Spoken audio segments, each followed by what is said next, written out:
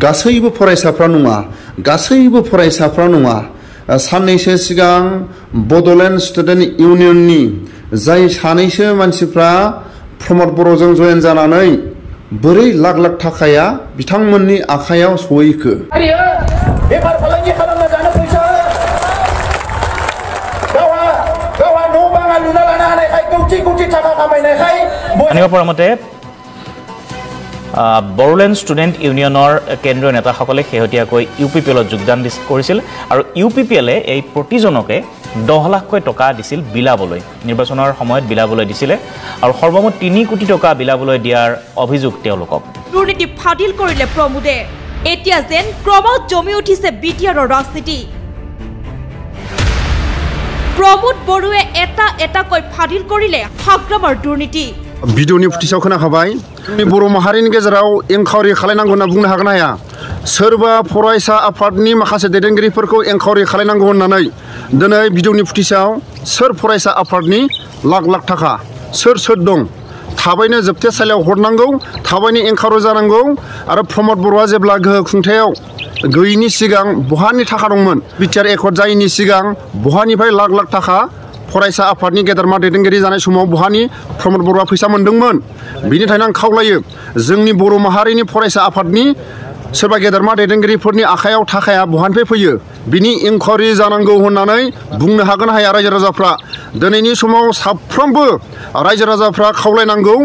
फरायसा आफादनि सोरबा गेदेरमा दैदेनगिरिफ्रा लाख लाख थाखाखौ ओरैनो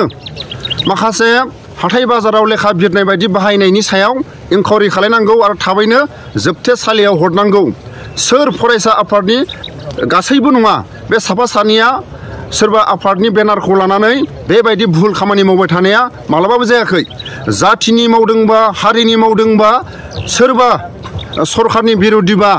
बोरै गाद मोनो बोरै सरकारनि माखासे बिना फैसायाव हेलिकप्टार गाखोनो मोनो बेबायदि माखासे जोंनि बर' समाजनि गेजेराव इनकुवारि खालायनांगौ सोरबा रायजो राजाफोरनि माखासे खामानि मावनो थाखाय फरायसाफोरनि खामानि मावनो थाखाय सोरबा हानजानि गेदेरमा दैदेनगिरिफ्रा खामानि मावनो थाखाय सरकारजों सिगांनो जुदि बायजाखायोबा सरकारजों सिगांनो बायनानै जुदि बजब जायोबा बिना फैसायाव हेलिकप्टार गाखोनो मोनो बिना फैसायाव गारि गुरा लानो मोनो बिना फैसायाव गाद मोनो जाथिनि मावदोंबा गादा देरसिन नङा जाथिनि मावदोंबा गारि गुरा देरसिन नङा जाथिनि मावदोंबा हेलिकप्टार देरसिन नङा थाबायनानै खस्थ' खालायनानै माव नॉर्थ ईस्ट में इंडिया में बहुत सारे एकॉर्ड हुए हैं सदियों से लेकिन इम्प्लीमेंट नहीं हो रहा था ये बोडो एकॉर्ड ऐसा एक एकॉर्ड है जो इतना स्पीड से इम्प्लीमेंट हो रहा है आज जो जितना भी हम लोग का मिलिटेंट भाई थे जो अभी मेन स्ट्रीम में आए हैं इनको जो है रिहेबिलिटेशन मिल गया है इनका केस विड्रॉ होने जा रहा है सभी दिशा से नॉर्मलसी आ रहा है और एकॉर्ड के एक बड़ा एक क्लोज था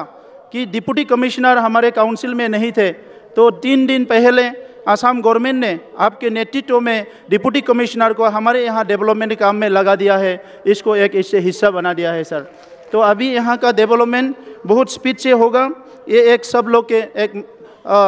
अंडरस्टैंडिंग ये लोगों के बीच में आ गया है सर अभी जितने भी क्लोजेस भाषा है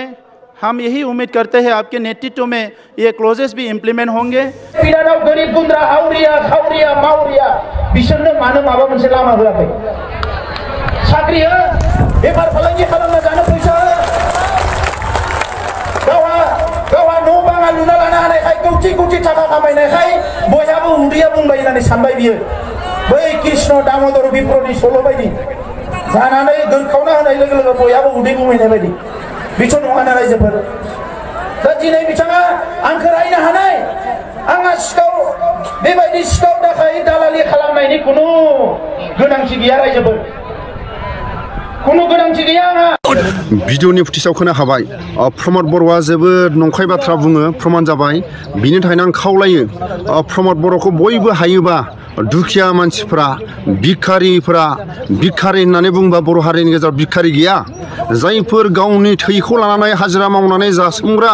बर' हारिफ्रा दुखिया मानसिफ्रा प्रमोद बर'खौ साव होनांगौ हानाय मानि प्रमोद बर'खौ साव होनांगौ प्रमोद बर'आ गावनि बिल्डिंनिफ्राय गालिननानै माने खिथुआ सानांगौ गालिननानै गोलैयोबा खिथुआ बोसोरसे सानानै थानांगौ प्रमद बर' सारनि आथिङाबो बायनाङा आखायाबो बायनाङा नाथाय प्रमद बर' सारा जिरायनो हायै खिथुआ साबाय थानांगौ प्रमद बर'खौ सावहो बर' हारिखौ नंखाय बाथ्रा बुंनायनि थाखाय प्रमद बर'आ गावनि बिल्डिंनिफ्राय गालिननानै अबेबा सनानि सियाराव जिरायबाबो खिथुआनो सानानै जिरायनो हायै अबेबा जायगायाव हिरानि सियाराव जिरायबाबो खिथु सानानै जिरायनो हायै बेबायदि प्रमद बर'खौ सावहोनांगौ बे मोजां जायगाया प्रमद बर' सार सम दंबा बड'लेण्ड टाइगारखौ एसे गुवाहाटीनि एक्स एन बेफोरजों बेरायनो थाखाय थोनहर बड'लेण्ड टाइगाराथ' मोजां मानसि जाबाय जोबोद मोजां बेबायदि माखासे सानस'नो हायैयाव सोरबा गेदेरमा दैदेनगिरिफोरखौ बुंफ्लाङोबा बेबायदिनो जानगार जायोबा मोजां जोंबो प्रमद बर'खौ जोबथेसालियाव थानाय एक्स एन बेफ्रा उदां जायोबा जोंबो बे इउटुब चेनेलखौ बन्द खालायगोन बे सानदुं गोसायाव प्रमद बर'खौ बेसेबां रायबावनो बिनि थाखायनो गुवाहाटीयाव थानाय एक्स एन बेफोरखौ बै दंफां सायाव जिरायनायखौ एसे नायलाबायदो एसे मोजां जायगा सम दंबा प्रमद बर'आ बड'लेण्ड टाइगारखौबो बेरायनो नैबे गुवाहाटी बरागाव एलेकायाव एक्स एन बेफोरजों दान्दिसे सम मोजां गाज्रि सावरायनो थोनहर बर' हारिनि फरायसा आफादनिफ्राय सोरबाफोर राजखान्थि हान्जायाव बाहागो लानाय जायफोर गेदेरमा दैदेनगिरिफ्रा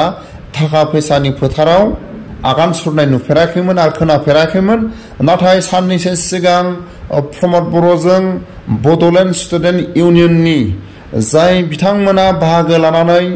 हारिनि खामानि मावनो जाथिनि खामानि मावनो होननानै थाखा फैसानि फोथाराव ओंखारनाया मालाबाबो गनायथाव नङा नाथाय जों खोनानो मोन्दोंमोन जेब्ला प्रमद बर'आ आबसुनि बिबान लानाय टाइमाव प्रमद बर'नाव लाख लाख थाखा बहानि फैयोमोन आरो प्रमद बर'नो सोर हरोमोन जोंनि खोनानो मोननाय मथे जेब्ला प्रमद बर'आ आबसुनि बिबानखौ लानानै